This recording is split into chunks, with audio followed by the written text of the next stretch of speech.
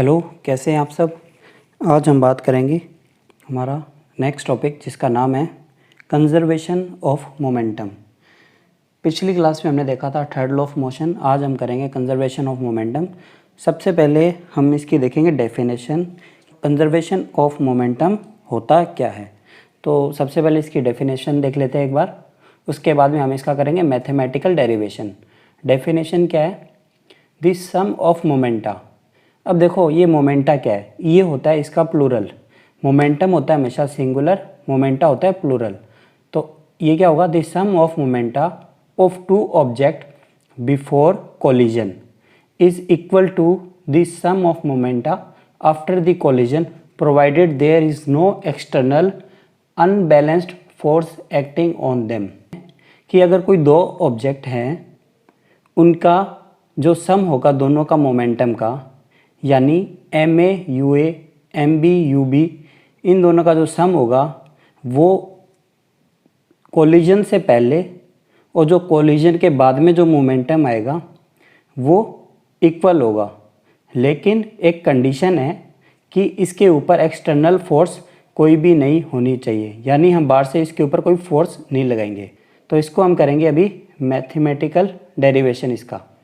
तो वो कैसे करेंगे, सबसे पहले हम ये मानते हैं, सपोज, देखो सपोज करना होता है, इसके अंदर हम करेंगे सपोज कोई दो बॉल है, इनको नाम देंगे हम ए और बी। ये दोनों का मास है एम ए और एम बी। ये दोनों ट्रेवल कर रही है इन स्ट्रेट लाइन और दोनों की वेलोसिटी होगी डिफरेंट। इनिशियल वेलोसिटी हम लेते हैं एम ए की, हम लेंगे यू ए, और एम बी की जो मास है बॉल का उसकी हम लेंगे यू बी। ये दोनों की होगी वेलोसिटी। अब देखो अगर ये दोनों की वेलोसिटी इक्वल होती है और एक ही डायरेक्शन में मूव करती है तो कभी कोलिजन नहीं होगा इनके बीच में। तो हम क्या करेंगे, जो आगे चल रही है इसकी वेलोसिटी तो हम कम रखेंगे, और जो एम ए है, जो ये ए बॉल है, ये जो ए बॉल है हमारी और ये बी बॉल है, तो ए की हम वेलोसिटी रखेंगे ज़्यादा। तो हम क्या मानते हैं कि यू ए ग्रेटर देन होगा यू बी से, जो ये इनकी इनिशियल वेलोसिटीज़ है।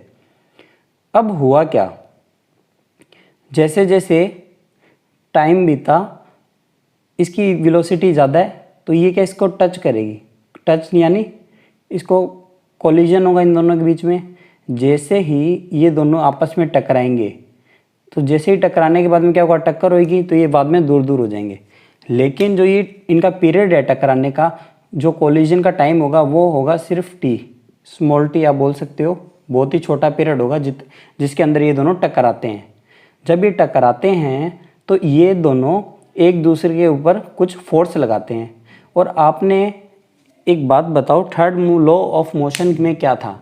जैसे आप मान लीजिए मैंने क्या बोला था कि अगर हम बोर्ड पे फोर्स लगा रहे हैं तो बोर्ड भी हमारे ऊपर उतनी ही सेम मैग्नीट्यूड की अपोजिट डायरेक्शन में फोर्स लगा रहा है। जब आप चलते हो तो क्या है, आप पैर से धरती को दबाते हो और धरती के आपको आगे धकेलती है।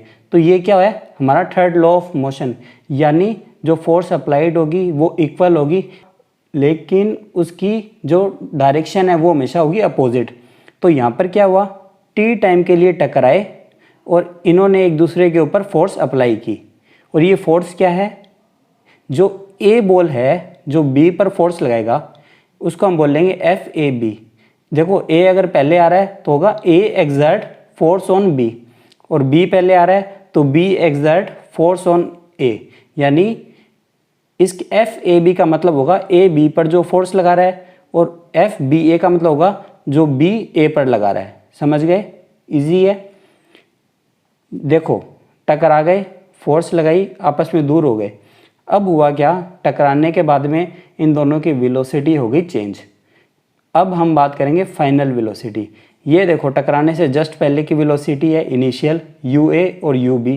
फाइनल वेलोसिटी हमारी क्या होगी, वी ए और वी बी। ये देखो वी ए वी बी हमारी होगी फाइनल वेलोसिटी टकराने के बाद।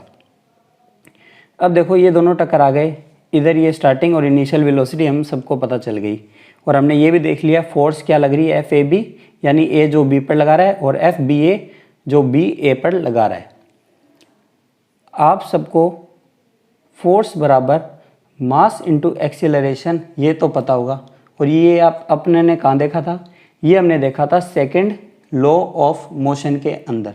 सेकंड लॉ ऑफ मोशन के अंदर हमने देखा था फोर्स बराबर मास इनटू एक्सीलरेशन होता है, और जो एक्सीलरेशन होता है वो उसको हम लिख सकते हैं rate of change of velocity. लिख सकते हैं कि नहीं लिख सकते? एक्सीलरेशन को rate of change of velocity लिख सकते हैं, नहीं लिख सकते?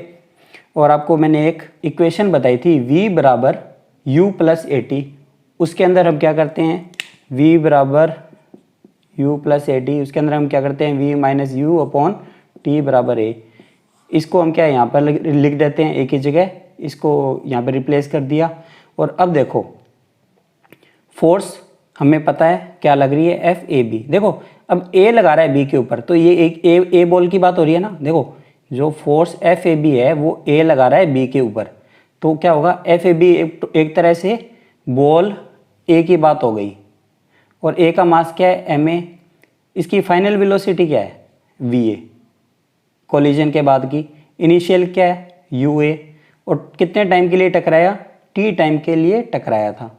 इसी प्रकार बॉल बी की जो फोर्स होगी वो क्या होगी एफ बी ए, क्योंकि जो देखो बॉल बी ए के ऊपर जो फोर्स लगा रहा है, देखो बी ए के ऊपर जो फोर्स लगा रहा है वही फोर्स होगी ना बी की, तो इसका क्या हो जाएगा एम बी ब्रैकेट के अंदर V B minus U A U B, यानी final minus initial upon T. ये दोनों एफ ए बी और एफ बी ए की हमने वैल्यू निकाल ली, ठीक है, ये दोनों की हमने वैल्यू निकाली सेकंड लॉ ऑफ मोशन से।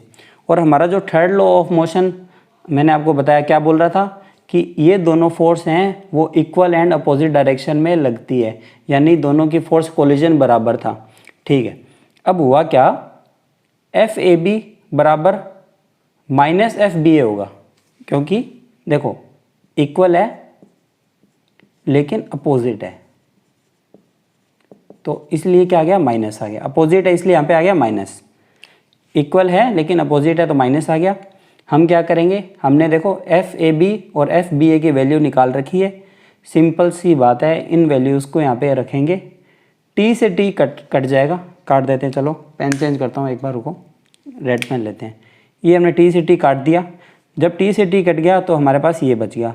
अब कुछ नहीं करना, सिंपल सा है, इसको अपने ओपन करेंगे, M A V A minus M A U A, और देखो यहाँ पे माइनस साइन है तो ये अंदर जाने के बाद इसको माइनस कर देगा, तो minus M B V B, और ये माइनस माइनस क्या होगा प्लस हो जाएगा, तो क्या हो जाएगा plus M B U B. ये मैंने यहाँ पर सॉल्व करके इसको लिख दिया। अब क्या करेंगे, बस जो इनिशियल वाले हैं, इनिशियल वाले यानी यू ए और यू बी को हम एक साइड ले आएंगे।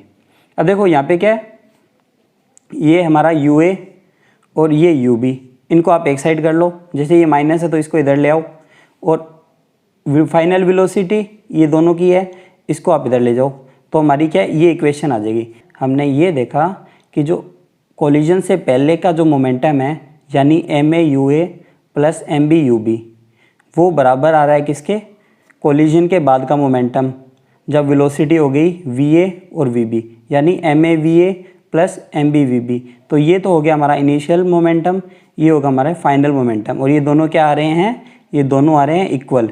तो इससे आप क्या समझते हो कि जो मोमेंटम है वो कोलिजन के पहले और बाद में कंजर्व रहता है। जो यानी कंजर्व का मतलब क्या हो गया, कंजर्व का मतलब ये होता है कि अगर हमने कोई एक्सटर्नल फोर्स नहीं लगाई है तो जो सिस्टम है उसका मोमेंटम हमेशा कंजर्व रहेगा, सेम रहेगा, चेंज नहीं होगा सिस्टम का मोमेंटम।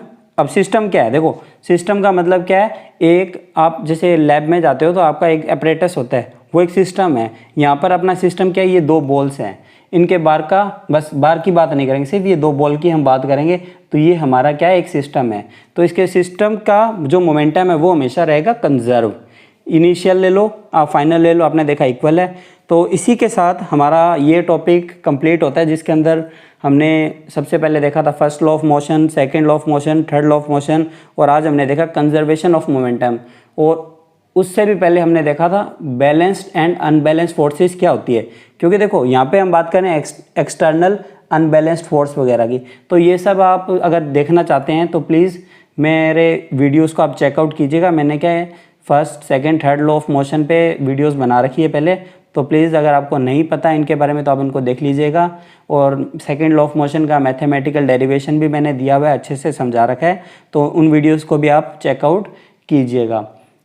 और अगर आपको मेरे वीडियोस पसंद आते हैं तो प्लीज़ मेरे चैनल को सब्सक्राइब करना मत भूलिएगा और लाइक कीजिए। और आपके कमेंट है वो मेरे लिए बहुत इंपॉर्टेंट है, अगर कोई सुधार चाहते हैं तो वो भी आप मुझे लिख सकते हैं। Thank you.